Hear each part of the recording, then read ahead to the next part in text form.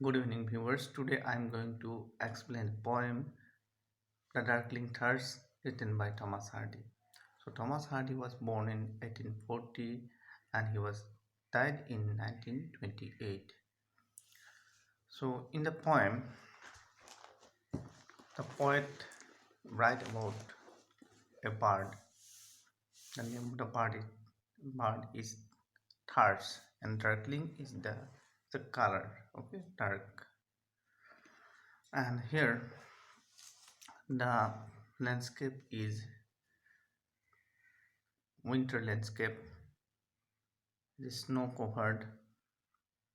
All the persons are inside their house, and the poet was in front of his house. He opened the gate which leads to a wood. Okay, the environment is bleak, desolate, mirthless, or you can say lifeless. In that atmosphere, pessimistic thought comes to mind, and the poet thinks that it is the end of the century. So he writes the poem in um, 1900. Okay, it was published in 1900, 1 year before it was written, and it was published in 1900. And here the centuries that uh, the centuries that is lamented in the poem, along with the centuries that the poet he tells that the culture of this society or society of England is also is about to decline, and it is going to rebirth. Okay, so here we uh, see how the poet writes the poem. Okay, let us see the whole poem. I leaned upon a coppice gate when frost was spectre grey, and winter's dregs made dissolute the weakening eye of the day. So the poet he was about to go from his house, so he went in the gate, and the indication is that in front of the poet's house there was a wood. In front of the opposite side of the gate there is the wood. So coppice gate means the gate opens to wood. When frost was spectre gray, frost. Okay, so this is the dew, or hmm, here it is personified. Frost was written in capital letter, and spectre gray means the frost is as gray as a ghost. The weakening eye of the day. So the day is about to finish, so it is the evening time. The tangled vine stems coat the sky like strings of broken lyre. So there was a twig. Okay, there was what vine stem, and that stem was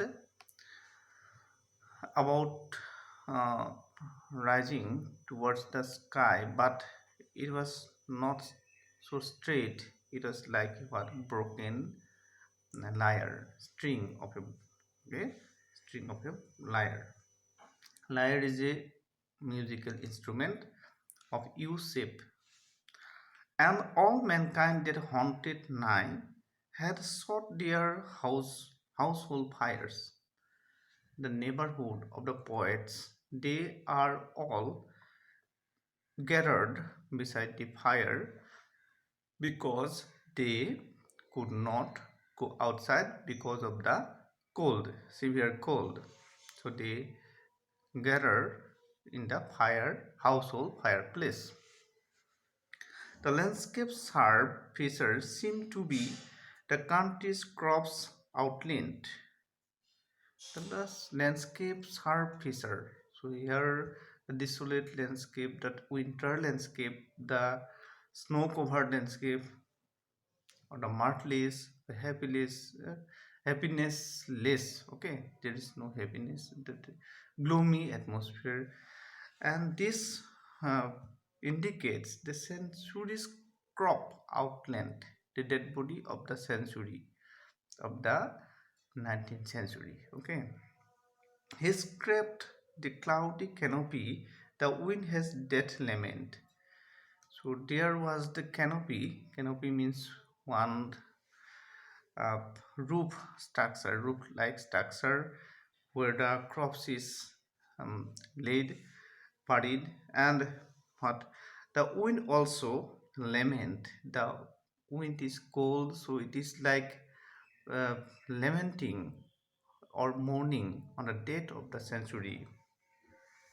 The ancient pulse of Zarm and Bart was shrunken, hard, and dry. The Bart and Rebart. This is the ancient pulse of Zarm and Rebart. So the sprouting of the uh, seed to its seedling. So this also shrunken, hard, and dry. It is also uh, without any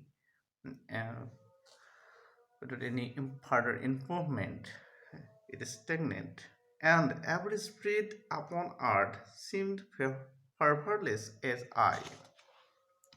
So every spirit means every living being was purposeless, energyless, like the poet. So this is the first long stanza, and now we see the second stanza.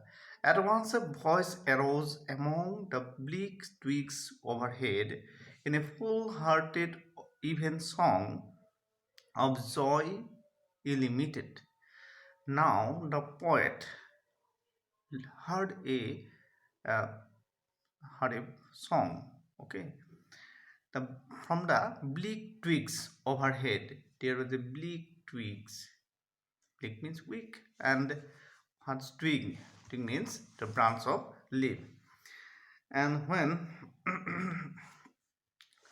so that empty from the empty twigs, he's listened a the song of a bird. Okay, and that that is like what full-hearted even song. Even song is what the evening song of the stars.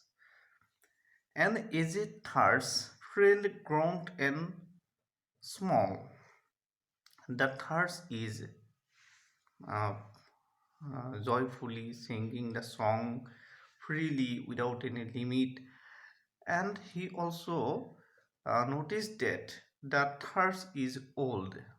Okay, the thirst is old and weak. So according to critics, that the culture of England is growing old, the tradition is old, and it is going to change along with the changing of the century. In a blast rebuffal plume, had chosen thus to fling his soul upon the growing gloom. Okay, so as the bird is old, so his plume, the long feather in the back part of the bird, this is called plume. It is what uh, beruffled, it is wrinkled in the storm. Okay, has chosen to fling his soul, so he he um, wished to unfold his voice freely. So little cause of carolings of such ecstatic sound was written on terrestrial thing. So it is the bird is terrestrial. Terrestrial means earthly. Okay, earthly things. So here his carolings means the sound of the bird. So the song. So it is what it is of such ecstatic sound. Ecstatic means of happiness, full of happiness, afar or nigh around. It may be afar, it may be near, or it may be around. That I could think there tremble through.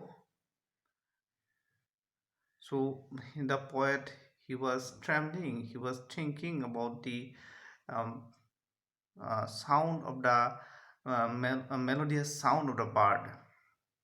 His happy good night air, some blessed hope whereof he knew, and I was unaware. The poet was also overwhelmed with the sound of the bird, so he did not know the source of happiness of the bird. So only the bird knew. The poet was unaware, and he was surprised by seeing the bird's song. But it gives us the indication that the poet is regaining his hope, and it also indicates that the whole surrounding will be full of happiness and mirth after listening to the bird's song. So we can hope that the culture of England will be restructured or be developed as the critic uh, mm, indicates. And here we find it the poet Thomas Hardy, he often expressed melancholic thought in his novels, in Tales of the Weavervilles, and in uh, Far from the Maiden Crowd, also in many others. Now, Judra also you find like this some uh, sad thought, but here in the poem, along with that sad thought, we find a thought of hope, happiness. Okay, thank you.